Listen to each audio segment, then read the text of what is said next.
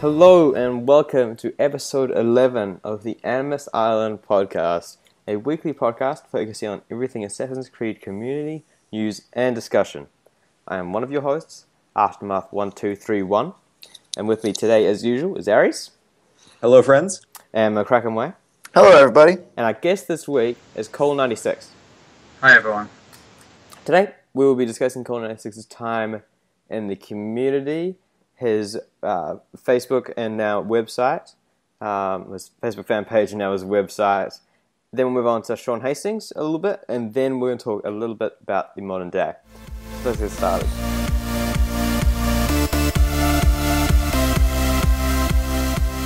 Cole, would you like to tell us a little bit about how you got into Assassin's Creed originally?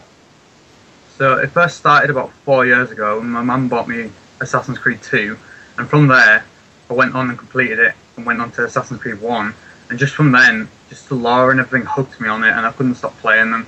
So now I'm the community admin on a page called The Ones Who Came Before. It's a Facebook page, a website now, and a Twitter account, and just a general community for the fans to go and just talk about the franchise. Oh, yeah. So when did you first hop on the internet and start talking about AC with people? So that would be about 2 years after playing it. That wasn't that long ago, to be honest. I started about 3 years ago, maybe, and that was just on Reddit, occasionally commenting, like a lurker at first, and then I decided it was time to make my page last year. Yes. And would you like to tell us a little bit more about this page of yours? Because it's going quite far. Yeah.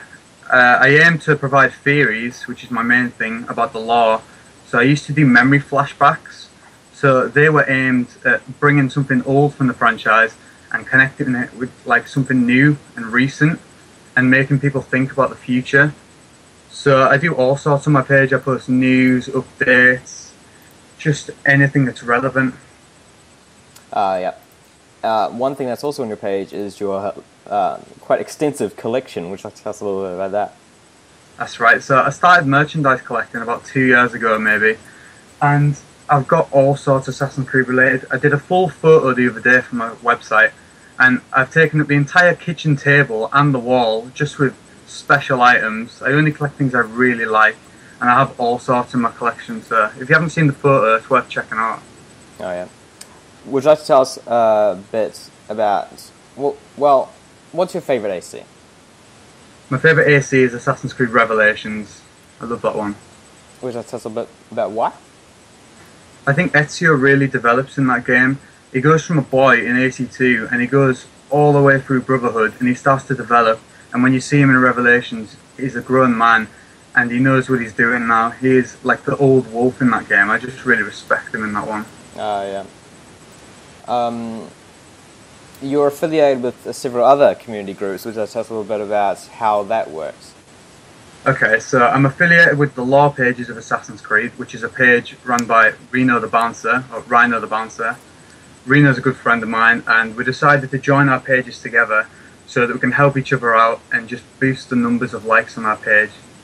So the two of us are separate pages, but we share each other's theories, and we often do things together. Like, I wrote a theory, and out of my theory he can create another theory, so it's like we're working together the whole time. Yep. And you're also affiliated with the Assassin's Hub. For That's people who don't know, would you like to tell us a little bit about that? So the Assassin's Hub is a new affiliation of mine. It's a forum-based community, and it hasn't got many members on it at the minute, and the admin contacted me and decided it's time for us to create an affiliation, because I used to be affiliated with your Assassin's Creed Fix, but Tyler decided to shut that page down. So now the Hub and my page, we often share things together. So my theories are now on his page as well as mine. So it's basically a place where you can go and talk about them in more detail than Facebook.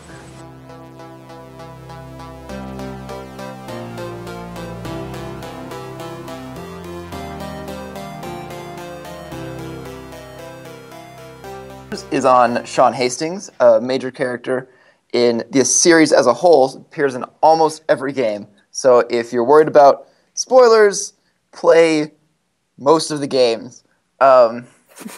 He's a British character in the modern day, quite abrasive when you first meet him, becomes quite a sarcastic wit and is a fan favorite character. Personally, I like him a lot. Maybe that's because I'm from New Zealand, and so I get British humour quite easily. But I've noticed a lot of Americans don't like him because he seems more of a dick than he does kind of funny and witty. So I actually personally like his humour. I like his style. I think he's very, very funny how he takes jabs at Desmond quite often. What do you think It's about an that? endearing brand of dickishness. Yeah. I think he's a bit more of a dick and AC too, and then as you go on in the series, he becomes a lot more personable, I guess. Yeah, I can see that. And I mean, his humor still comes out, and I also like it. Actually, I have British citizenship as well as American citizenship, and I consume a lot of British comedy and science fiction, so that might also be it. I haven't actually seen a lot of Americans say that they don't like him. I have. I think at least the people who do say they don't like him is mostly Americans, from what I've seen. And from what we've seen in class, at school, and the people that interacted with Americans that I've seen, because I'm now living in the US, generally they don't appreciate British humor as much as American humor. Which is silly because British humor is better. Like a quick tangent. A few days ago, we were watching Hot Fuzz in class, and while I easily think that's one of the best movies, funniest movies I've ever seen, a lot of people just thought it was stupid and silly. Cole, what do you think about Shaun? I really like him now. I wasn't so sure at first, but he's kind of grown on me over the years. Oh yeah, that's kind of like what Connor was saying. Mm-hmm. Yeah, he's one of them characters that he starts off really rude to Desmond. I can think of a quote off the top of my head. Desmond goes, Desmond, go away. Yeah, that's the one. Exactly. Yeah, fair enough. So he has a pretty standard role in AZ2 Brotherhood, and then in Revelations he's kind of more behind the scenes, and we only hear him very briefly in these little sequences where Desmond's slipping outside the Animus a bit. On the Animus Island. Yeah, that's it. Nice work, Aries. You did it. We did it, Reddit. Yeah. We finally brought it full circle. And then... Actually, well, if I'd like to quickly talk about that, because that's probably the one game where he's not making snide comments all the time. Yeah, he's actually being serious. And it's a very interesting change of tone. It's interesting because he also gives you a lot of...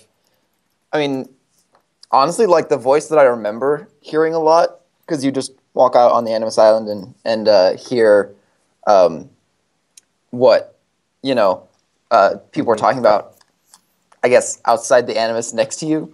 I just felt like Shaun was actually the one with the most to say and the most... I guess from behind that dickish, witty, humorous persona, he is actually very caring of Desmond, and he is very understanding. At least that's kind of what it came off as in that. Maybe that whole humor thing is like a front, because he's a little super sensitive and stuff like that. But I think we might be getting a bit too deep there. Then in Assassin's Creed 3, we return to this kind of archetypal role where we can just talk to him outside the Animus as we wish. He had some very, very interesting things to say about the American and the American Revolution. Yeah, those conversations between Desmond and Shaun were very good. Yeah, we'll see if I can pull up one of those threads. His database entries were really interesting in that one too. Yeah, Revelations is the only game that the database entries are not written by him, and instead written by Clay. Well, right. I think Black Flag. Well, who's his Black not Flag? written by him. And Black Flag is just Abstergo people, and there's like Abstergo editorial notes at the end, and so I think it's the same in Rogue. And with the Abstergo notes, it's banter about what would make for a good game. Oh yes, I remember now. Yeah, I think technically, technically, Shaun didn't write the notes in Unity. I think those were Abstergo things. No. He comments on them a couple times. It was him. It was really. Yep, yeah. Right. What's in little editorial notes still? The little editorial notes are him slipping in, like usual, I think. What I've seen. One thing I saw about the database entries was I think some people who didn't know it was Shaun were thinking that it was like the mentality of a Redditor with those comments. I don't remember what they specifically were, but people were saying early in when Unity was released that it almost seems like all the databases were written by Redditors. Yeah, that's certainly not the most mature things that you eliminate, and it's like one... Actually, the way we know... Well, there were a lot of suspicions, and it's kind of obvious that Deacon was supposed to be Shaun. The way we do know that it's confirmed is because in the Les Miserables database entry, he actually calls himself Shaun instead of Deacon, for some reason. So that was his rather minor role in the Unity. Did you end up bringing any of those things up, Eric? Yes. So the conversation I pulled up was probably one of the main ones. If you played AC3, you'll remember this. Is when Desmond just gets out of the bit with, I think it was maybe the signing of the Declaration. I'm not quite sure, but he gets out and Shaun's like, "So this is how it started," and he goes on about saying, "It's weird how you Americans call this a Revolutionary War. It was really more of a civil war, and it was all Britain versus Britain essentially." Except it just didn't take place in England. And he was explaining with the 7 Years' War in the colonies and how Americans historically seriously overreacted to attacks that wasn't all that huge. And basically calling out Americans on our kind of slightly perverted version of history. And I appreciated that. I'd just like to point out that according to the wiki, the databases in Unity are edited by Shaun, but not written by him. That's interesting. But also, Shaun goes further to say, so didn't you notice that when you were in that fort playing as Hatham, that George Washington was just having a chat with Edward Braddock, who's the villain at that part of the game? Did you forget that, Desmond? Yeah. So, in Unity, I thought that's interesting because we know that the Arno memory files were stolen from Abstergo, but I thought that didn't include the database entries and were just added in by the assassins afterwards. We know Abstergo's... Well, one of the reasons we're worried in Unity in the modern day, in that very thin plot, is that Abstergo is looking for sages. So I think that they were probably in there collecting stuff about it. And it's also not a bad idea just to collect documents on periods of history. And one of the things that Wiki says is that it collects digital information. So I'm not sure it's totally written by them. It might be somewhat just like a collection of information. Yeah. But I know that Shaun comments a couple times on it being really dryly written. Interesting. Yeah, he definitely has that extra flair in there with those database entries were great. They were wonderful. I read all of them for AC2, AC3, and I also think AC Brotherhood and ACR because they were just so much fun to read. Ain't nobody got time for that. So yeah, that was Shaun in those games for the most part. Do you want to talk about his voice actor a little bit? Yeah, Danny Wallace is a wonderful voice actor. You may also know him from Thomas Was Alone, if you've played that. A wonderful game. Yes. Highly recommend playing it. Beautiful piece of art. His voice is very identifiable, and he's very genuine in Thomas Was Alone, which was neat because it's the same disembodied voice that you hear talking shit in Assassin's Creed, and suddenly he has you see this range in his voice acting that is really I respect and appreciate immensely. Yeah, I definitely like his voice actor quite a bit. He definitely adds that extra British humor flair in there very efficiently. I mean, he is a humorist. Exactly. He is basically the embodiment of British humor. And as you mentioned, Thomas Was Alone is really good. I actually haven't finished it myself. Oh, tragedy. Really? Oh man, it gets so good. I was halfway through until a couple of days ago actually. And then I'd been playing too much Unity and needed a break, so I finished Thomas Was Alone, and it gets so the story is really interesting, especially in the last chapter. It's amazing how well it's done with only these shapes. I love that. It reminds me of the book I read, Flatland. I've heard of that. Which is basically just exploring the idea of a 2D world and then a 3D world, which is ours, and then a 4D world or something like that. 1D, stuff like that. It's very interesting. I'd recommend someone you look into it, check it out, see if you might like it. Let's before we wrap up here. Shaun he has two aliases. He has Deacon and he also has Guy Fawkes. For the Americans who probably don't know, Connor, would you like to tell us a little bit about Guy Fawkes and why that's relevant? You're going for me because history? Because you're the historian and the English guy here. So I'm the English guy. Oh, okay. I know a little bit about it because we also celebrate in New Zealand. Okay. Well, Guy Fawkes is I don't know if he's the actual mastermind, but he is suspected to be the mastermind of the gunpowder plot, which is a major event in British history. I'm trying to remind myself a bit more about it. It's happens early 1600s against the Protestant Protestant King James, who is also a Scot. So basically, he and a couple other conspirators plot to blow up the Houses of Parliament to assassinate the king, and it's basically based on not racism, but the British hate the Scots, and I believe he also wanted to install a theocracy. Yes, that was also part of it. But yeah, he's caught. He's executed. There's a major British holiday. Yeah, the whole effigy thing. Is Guy Fawkes Day. It's also. It's I feel like there's as much fireworks on that day as there is on the 4th of July in America. Yeah. Most people don't even know what its origin anymore. It was used to celebrate an execution. I actually have a slightly embarrassing story about that.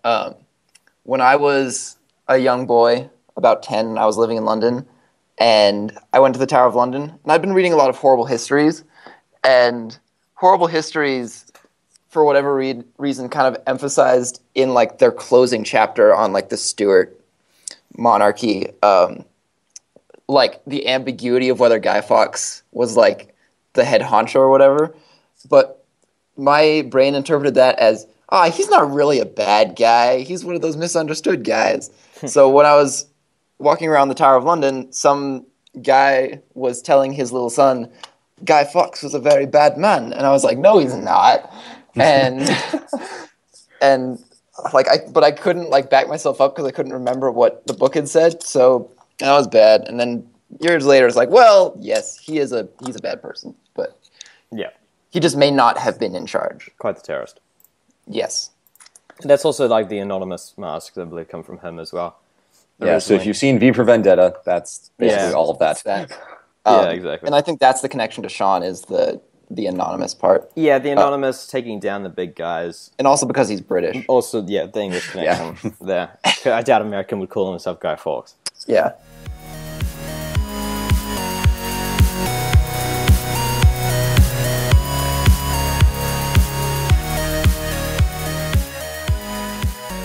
Okay, so I've got this theory called the Norway theory, and the idea is that the next game will be in Norway because Initiates has hinted towards William Miles' secret bunker, which is like outside a little town in Norway.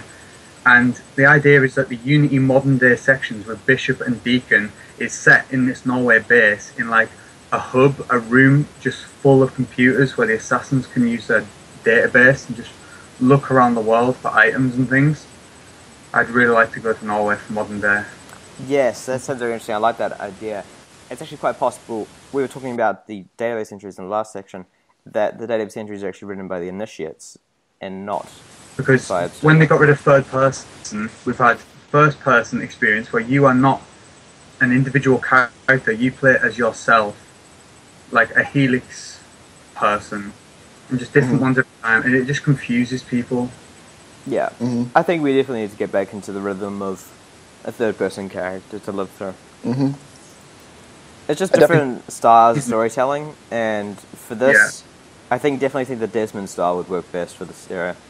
Yeah, because, I mean, you can say, like, people don't like Desmond or didn't like how involved he was.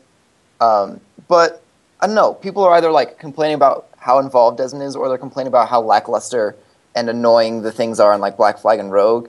And then the complete lack of stuff in Unity is just atrocious. So, I mean, like, Black Flag and Rogue may have been okay, but even then, it still feels like we're in an interim between, like, actual story progression, because we haven't had any real progression in the modern-day story since Desmond. Yes, and we touched on this a little bit last week, but in regards to Syndicate, the creative director has said that they're following in the footsteps of Unity. But after that, he has also said,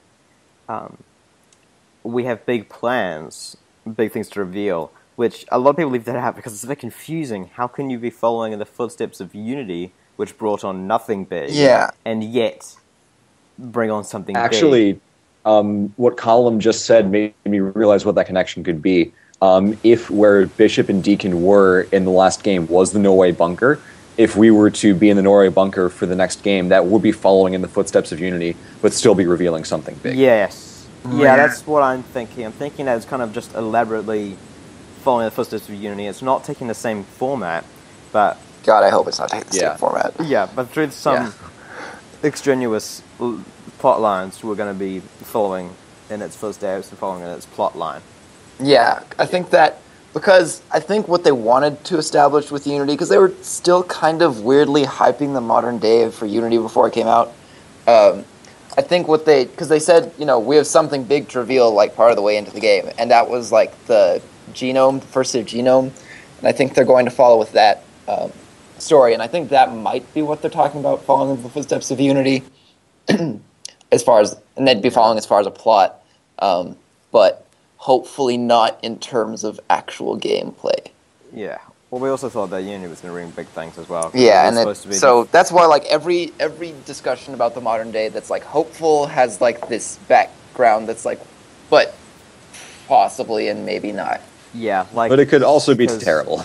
Yeah, because there was the Desmond Saga, which was the first, whatever, how many games, and then AC4 was supposed to be an interim, and then AC Unity was supposed to start us off on this new one, but it really didn't, and it seemed more like Rogue was keeping us back in the interim, and Unity was often this new one that's no one liked. And so everyone's kind of worried that they are going to stay with this new format, even though the whole big plans thing makes it seem like they aren't, because you can't reveal anything about that. And Connor, you mentioned they were hyping up Unity's modern day a bit. Can you elaborate on that? I don't remember that, actually. Well, I think I'm mostly thinking about, like, whenever asked, they were like, we have big plans, there's a big reveal. Oh, yes. I know they did say, like, several times, like, you're playing as you, and that's really interesting. And no, it's not.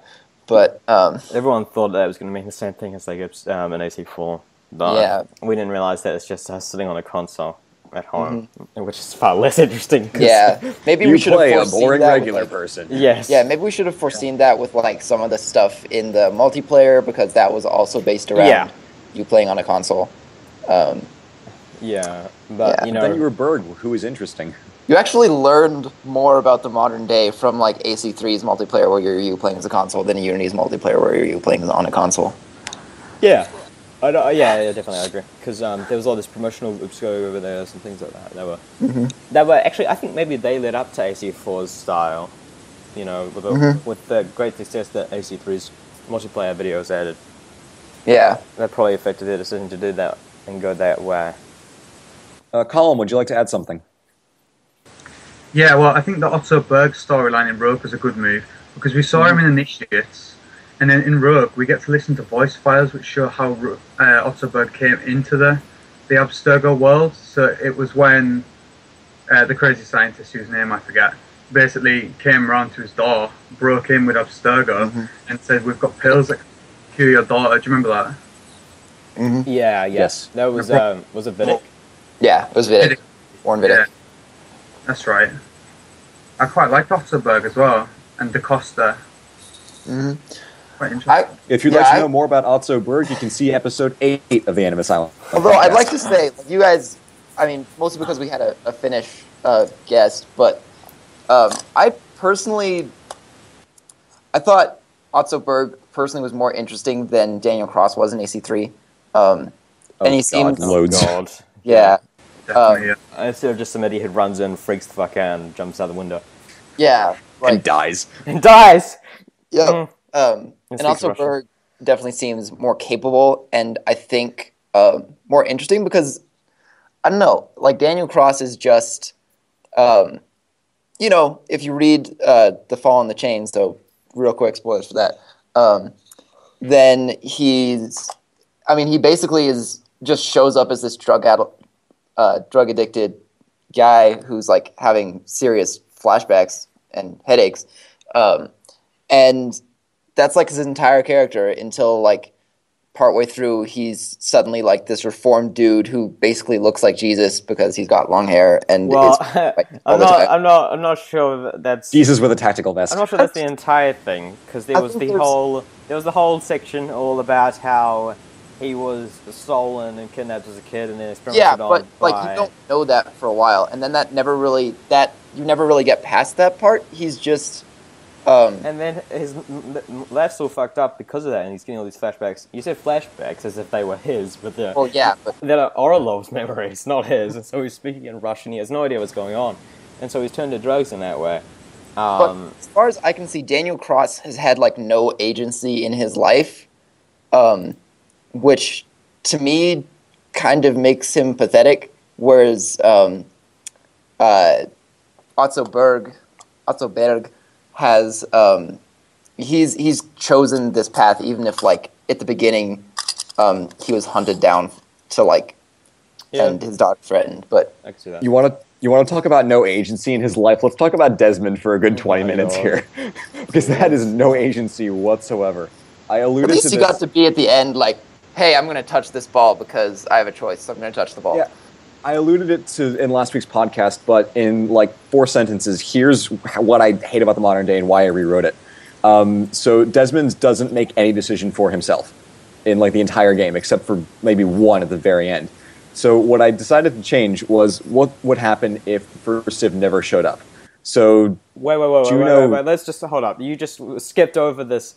No decision ever except one at the very end, even though that's the most important decision any human has ever made. Whoa. But it's spoon-fed to him. He is still... well, he makes the opposite choice from the one that he should trust. At least. Well, like, it's still an important decision is what I'm saying. He's trained to be an assassin and then is never actually an assassin. Fair enough, he does run away. And he assassinated like 2 people. With a gun. Oh, yeah. And like a disco ball. Oh, yeah. Disco ball. Well, he straight up just assassinated Daniel Cross, But the first Civ tells him to do everything. So if instead of going into a coma in ACR, what if Lucy took the apple and ran away in Brotherhood, and then Revelations was him trying to go back and chase her, so it's actually interesting character development. Lucy's Templarness is not relegated to a DLC, and then he kills Lucy, cue emotional moment, and then AC3 is essentially the same, because AC3 was pretty good. But then instead of killing Cross and Abstergo like an idiot, Cross actually escapes because he's supposed to be a competent assassin. And then when they're opening up the tempo, Cross and buddies show up, and then Desmond can actually be an assassin and kill Cross properly. Wouldn't that be a much better game? That would be a lot better. Although, I don't know, now that I'm thinking about it, I actually really liked, because you brought it up, because we had the bleeding effect, I actually really liked that eventually we did have the payoff where, like, yes, this does affect you, and, you know, it put him into a coma for a game. And maybe the modern day might have been better if it had gone a different direction, but I liked that we got that payoff. And I don't know, I guess in Abstergo's, Helix consoles that it's mass marketing, they've probably dealt with the bleeding effect, but I also think it would be really interesting if there was a storyline where, admittedly, they diverged from like our actual modern day, the real life. But I think it would be interesting if there was mass cases of the bleeding effect, but that's not a direction they're going to go, so let's not worry about that. Colin, what would you like to add? Yeah, just if they did that though, if everyone got the bleeding effect, Abstergo would look really bad. Mm-hmm. Yep, that's a good point. Yeah. Well, they already suppressed the fluoride conspiracy thing, so they can do that again. Yeah, they're really good. They have like project names for their propaganda projects. Like there's Project Phoenix for mapping the first genome, and then there's Rising Phoenix, which is the propaganda campaign for that, which I think is really funny. That they're so efficient at propaganda and covering things up. Make it a game. Yeah, let's just Propaganda Simulator 2015. I guess it could come up as like maybe like there's some isolated cases of the bleeding effect, but it would probably just show up in like, you know, it's like AC rogues and fours, like hacking computers. You find a file. Oh, this thing happened. We're dealing with it, but it happened. We did see it on AC Initiate, so didn't we? Because Galina's mother had it. Yes. So it still exists. I just don't know if like, you know, I guess possibly because the Helix consoles probably work more like a video game console. You're not plugging straight into things, and you're not like messing with your own memories. Yes. That probably doesn't make the. That probably. I bet the bleeding effect doesn't even come in. That's very, very fair point, because they're just watching the memories back. You're not accessing your own memories. Yeah. Which is a big difference. Yeah. Which is which also is a place where I feel like Unity, and even back to AC4, I guess, kind of lost people, because a lot of people still think you have to like have an ancestor of and a descendant to access an ancestor's memories. But especially Unity kind of says, you know, we don't even need like an ancestor to get the memories to put them in our database. We can just Ubisoft, like, screw that rule. Yeah. Which is, I mean, it makes sense somewhat. Like, it's a progression of the technology, but I don't think they've handled it particularly well, because it's like, especially with Unity, it's like we have like all the memories that we can get our dang hands on, so we use them. The assassins hacked into them to experience the life of someone who does very little. In the grand scheme of things. Yeah. Yeah, it's actually kind of playing into the fact that the initiates are just trolling through memories, assassin memories, to find pieces of Eden and find relevant stages, and yet, so we're just playing as a regular old initiate, playing through a regular old set of memories, hoping that we're going to find something good, and we didn't. I mean, it's like crowdsourcing, essentially. You have all these people. Why not just put them to work digging through all the memories? Essentially, you're going to find something at some point. It's like the guy in AC4, you find an email. There's a guy who's reliving the memories of Edward's father, who's a muck farmer. Bernard Kenway, the greatest of the Kenways.